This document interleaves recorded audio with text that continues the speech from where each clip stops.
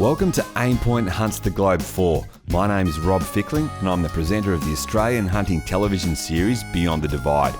Once again, I'll be the host on this trip where I join the team from Aimpoint, Sweden, made up of former world's strongest man Magnus Samuelsson, his brother Torbjorn Samuelsson, and Aimpoint's marketing director Erik Jeppsson. This time we're across the Tasman in one of my favourite hunting playgrounds, New Zealand.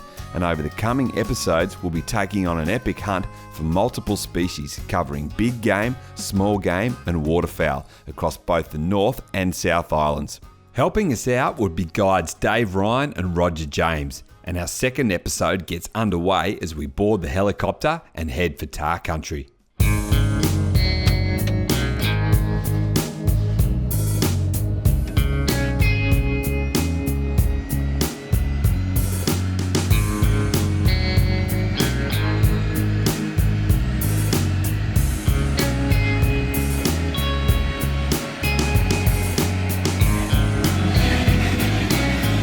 In recent times, the NZ government had plans for a severe tar cull, which was met with mixed feelings and staunch opposition from the hunting community. Thanks to the actions of a dedicated few and widespread lobbying from hunters, common sense has now prevailed, with the wash-up being that hunters need to be part of a broader management solution, which means targeting both nannies and kids as well as trophy bulls. The Aimpoint guys were keen to do their part, and for this hunt would be concentrating their efforts on private land where the tar numbers were too high and were causing damage to the environment through overbrowsing. We just started with hunting tar this morning, so we have now stocked up a gully here. We have an advantage point because we're sitting a little bit high over the gully, and we know that the tar is, during this time of the day, starting to feed down from the mountaintop. So we're just going to stay here as our base platform and see and wait, and hopefully some tar will move through here. With the guys set up and waiting at the ready, it didn't take long before the tar started to move, with small groups of nannies and kids being seen heading out to feed.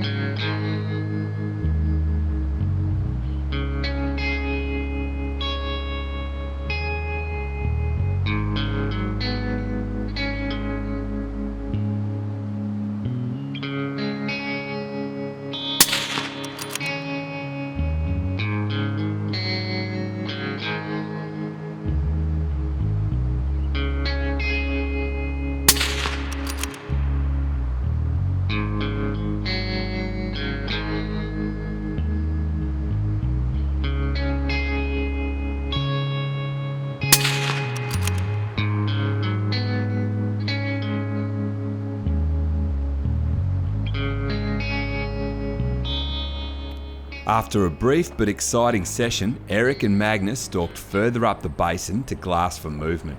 So we just spotted a big bull up here in the hills which we are stalking on. Magnus is a bit in the front with Roger, and we're trying to sneak up this creek to see if Magnus can get into a good position to get this bull. It's really exciting. It's tough terrain, steep hills and a lot of thorns that are sticking into us, but overall really good.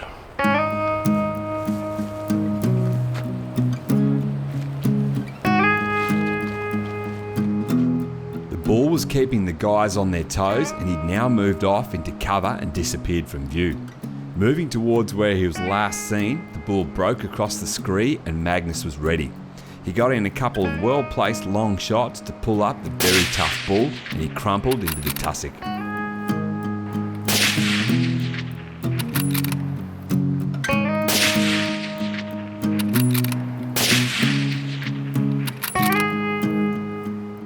What a walk. See? Good when the animals start run. Do you have an aimpoint on? Yeah. We walked all the way up this beautiful creek, and I kind of thought it was over, so I took all the So do I. ammo off and put the rifle on my back, and like, whoop, there he is. And then I got stuck in this bush, hardly got the rifle with me down. Yeah.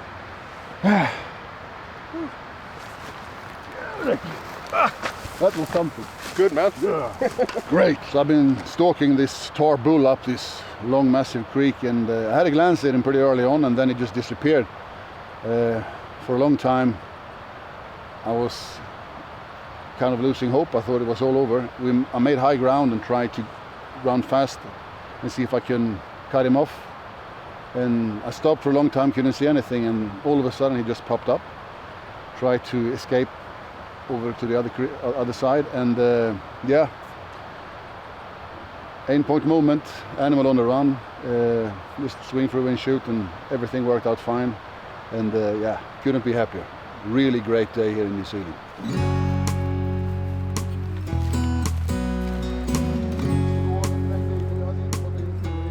Magnus and Erik were fast finding out just how deceiving the NZ landscape can be. While the tussock country looks so beautiful and open from a distance, so much of it is very tough going, and it would be nearly another 45 minutes before they reached the bull, and Magnus finally got his hands on such a unique trophy. The sun is chasing the horizon here in New Zealand, and I'm sitting here with a 12.5-inch tar bull. And the day couldn't have ended any happier. I think I broke my personal record in falling on my butt today. These creeks look really beautiful from below, but they're pretty rough and hard to walk in. And I worked pretty hard to find this one, but what a beautiful day it has been. And to sit here and to see all this and to experience what I've done today, it's just a privilege. New Zealand, I love it.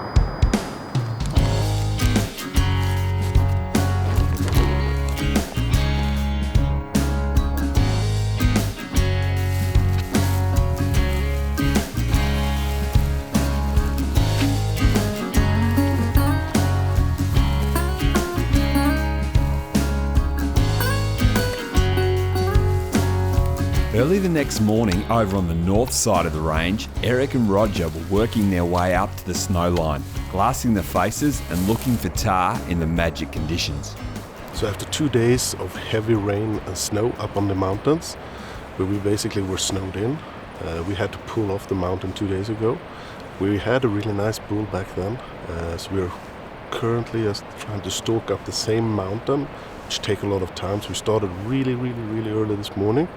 We think they're feeding quite high right now, so we are up on a plateau where we will probably go another 200-300 meters further upwards here, and then hopefully we will meet them when they're feeding down before this evening.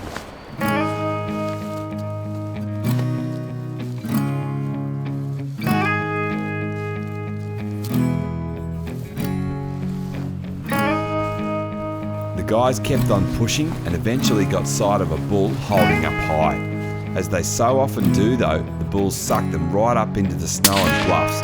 But as Erik started to cross a small spur, he caught the bull in his sights and was able to line him up for a solid shot and harvest a great bull tar.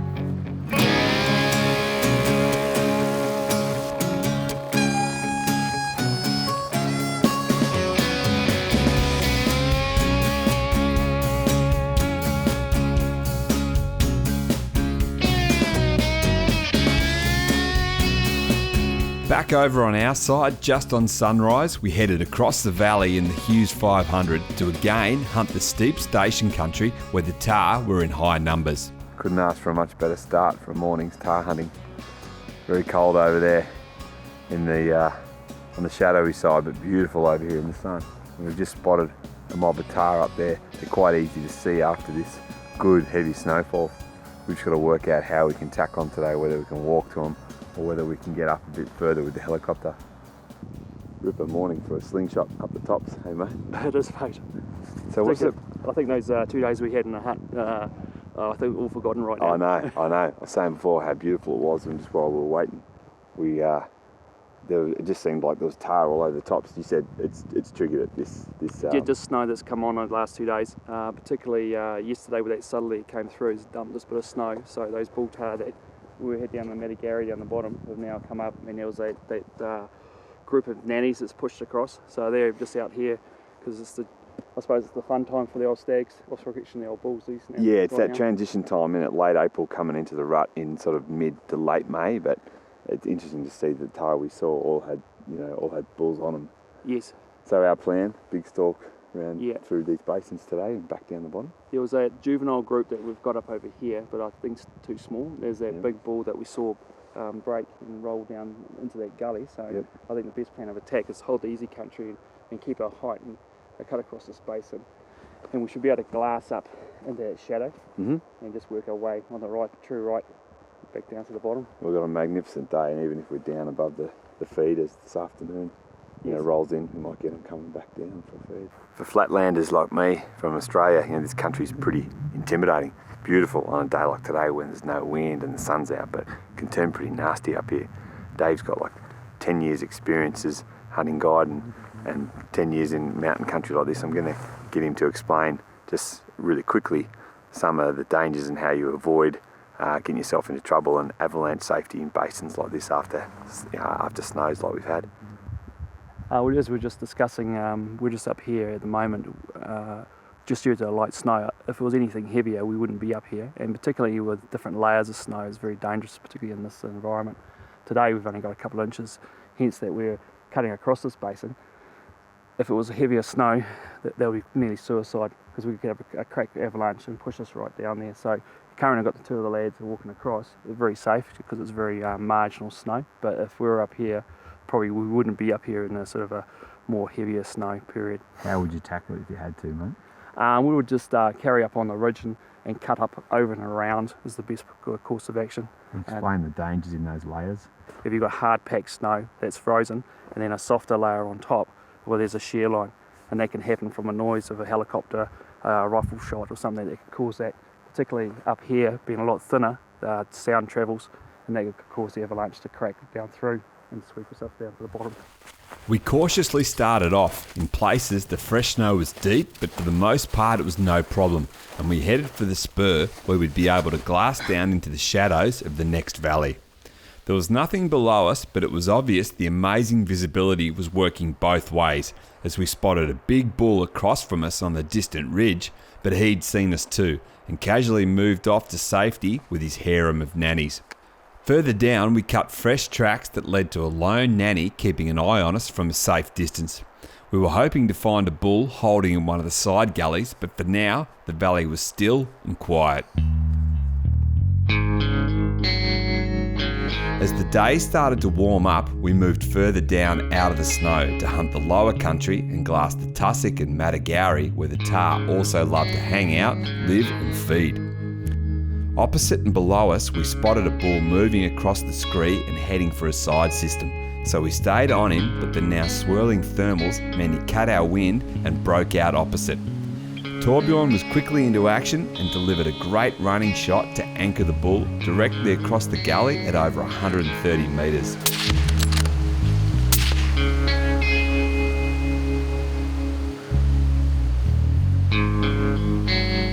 As per normal, it was the usual punch across and up through the prickly Matagauri, and all the effort of the somewhat quiet morning was now well and truly rewarded, with Torbjorn proud as ever to have taken his first bull tahr in a landscape hugely different to that of back home in Sweden. You capped it off well, mate. You've done some culling the last couple of days. You got the nanny and the kid population down, then you finished off with a bull. This is a ripper bull. Yeah, it was in the whole scenario of it because he came out of nowhere so fast. It was, and he's absolutely beautiful. Yeah. Now this is what you want in a mature bull. His sort of spring tip as a young bull, it grows about a year and a half. So that gives us a year and a half, 2.5, 3.5, 4.5, 5, 6 year old roughly. Yeah. And that's a big mature bull. But look at the body size of Really him. big body size, and this is. So this is the last of the summer, Maine, the blonde, and he'll go a real jet dark as he comes throughout the winter. But this is a beautiful cape, Yeah, this is what it's all about. These guys, big, big, tough mountains, beautiful scenery, big Himalayan bulls there. This is what South Island personified. Coming from where I come from, we have never seen nothing like this. So this has always been a dream to hunt them, and I'm happy to have done it here with you, and especially with Dave, the guy that's been super. So it's couldn't be happier. No, well done, mate. Take it there. Thank you, buddy. Thank you.